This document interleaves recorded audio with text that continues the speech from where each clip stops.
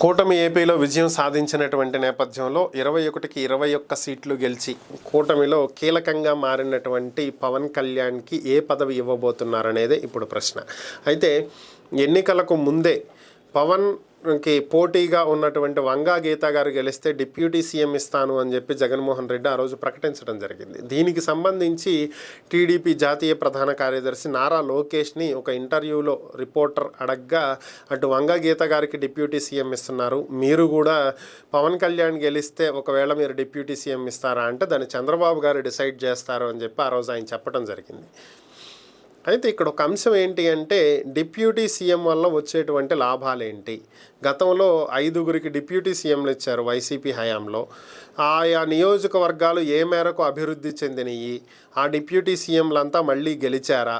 మంత్రులే గెలవలేదు, ఒక్క మంత్రే కదా గెలిచింది.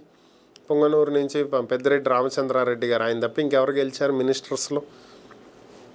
ఎవరు గెలవాల. మరి ఇలాంటి నేపథ్యంలో మరి పవన్కి ఇచ్చే పదవి ఏంటి? ఏదో ఒక డమ్మీ పదవి పవన్కి ఇచ్చేసి పక్కన కూర్చోబెడతారా, లేదంటే కీలకమైనటువంటి పదవులు ఏమైనా ఇస్తారా?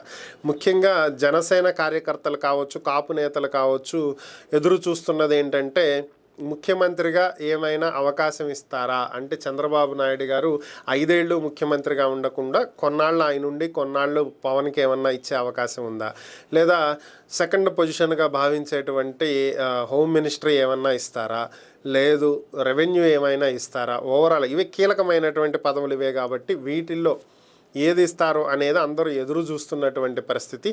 మరి పవన్ కళ్యాణ్కి ఏమి ఇస్తారనేది అయితే చూడాల్సినటువంటి పరిస్థితి.